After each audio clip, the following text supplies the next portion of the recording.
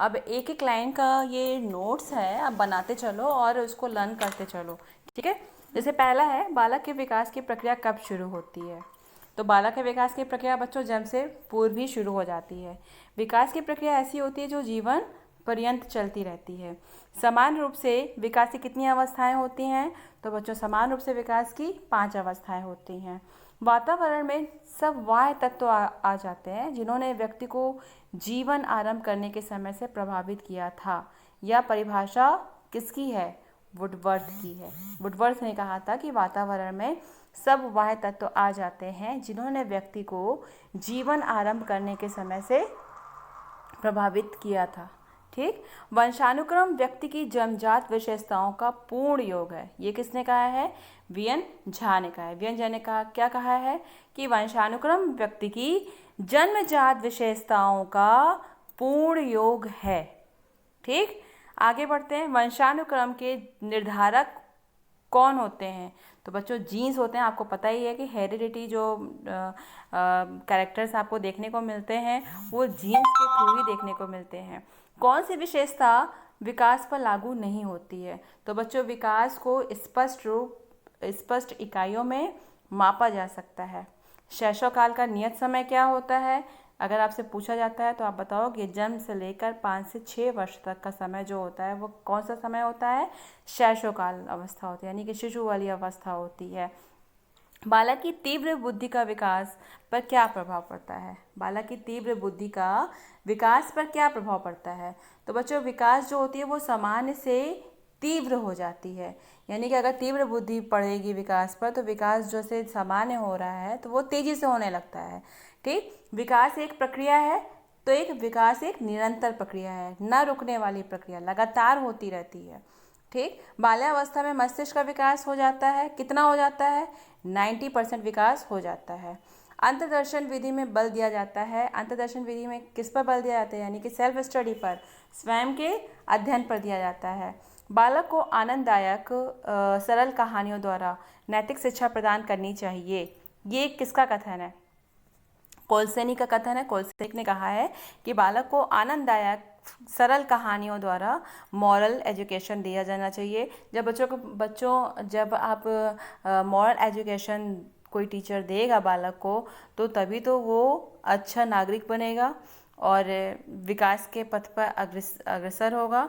तो इसके लिए बालक को आनंददायक सरल कहानियों द्वारा नैतिक शिक्षा प्रदान करनी चाहिए। ये कथन था कोलसेनिक का। अच्छा, विकास के संदर्भ में मैकडूगल ने मूल प्रत्यात्मक व्यवहार का विश्लेषण किया था। ये क्वेश्चन बहुत पूछा जाता है कि मूल प्रत्यात्मक व्यवहार का विश्लेषण किसने किया था, तो आपका राइट आंसर होगा मैकडूगल ने किया था। जब हम किसी भी व्यक्ति के विकास के विषय में चिंतन करते हैं तो हमारा आशय उसकी कार्य क्षमता से होता है, उसकी परिपक्वता से होता है और उसकी शक्ति ग्रहण करने से होता है।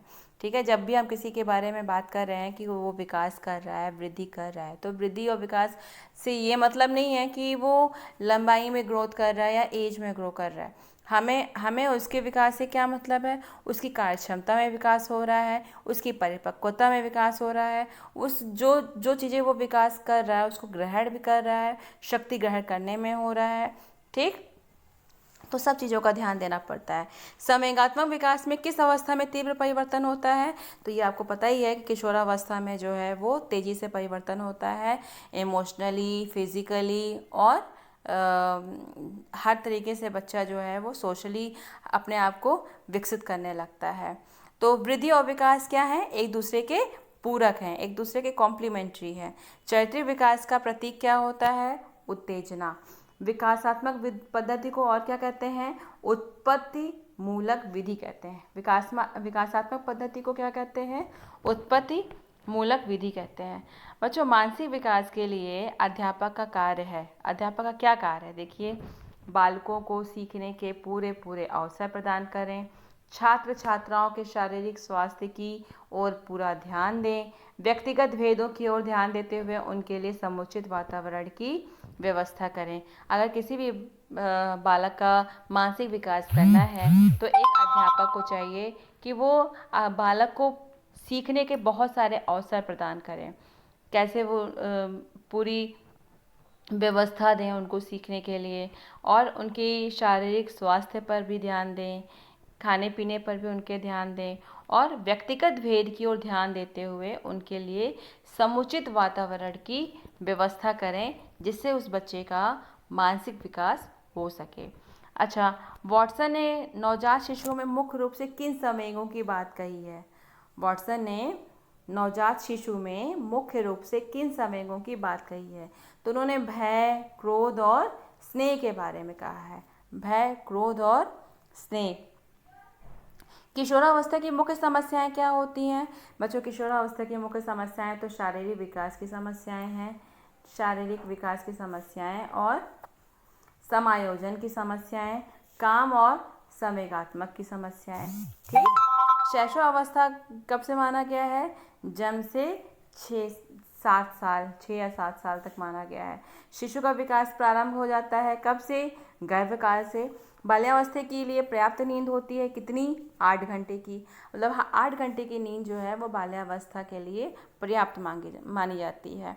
बालिकाओं की लंबाई की दृष्टि से अधिकतम आयु कितनी होती है? 16 साल। इसका मतलब है कि 16 वर्ष तक बालिकाओं की लंबाई बढ़ती है। बालक के विकास को जो घटक प्रेरित नहीं करता है वह क्या है? वंशानुक्रम है या फिर वातावरण है? वंशानुक्रम या वातावरण, या दोनों ही नहीं है। मतलब बालक के विकास को जो घटक प्रेरित नहीं करता है, बच्चों जब नहीं आ जाए तो उस पर ध्यान दो। नहीं करता है तो क्या नहीं करता है? वंशानुक्रम नहीं करता है, या वातावरण नहीं करता है, या दोनों ही नहीं करता है। ठीक। किसके विचार से शैशवावस्था में बालक प्रेम की भावना, काम प्रवृत्ति पर आधारित होती है? ये तो फ्राइड ने कहा है, ईगम सुपर ईगो, है ना। तो ये किसका है? जहाँ काम प्रवृत्ति आ जाए, बालक की प्रेम भावना आ जाए, तो वो किस पर आधारित है? सिद्धांत है ये फ्राइड के सिद्धांत पर आधारित है।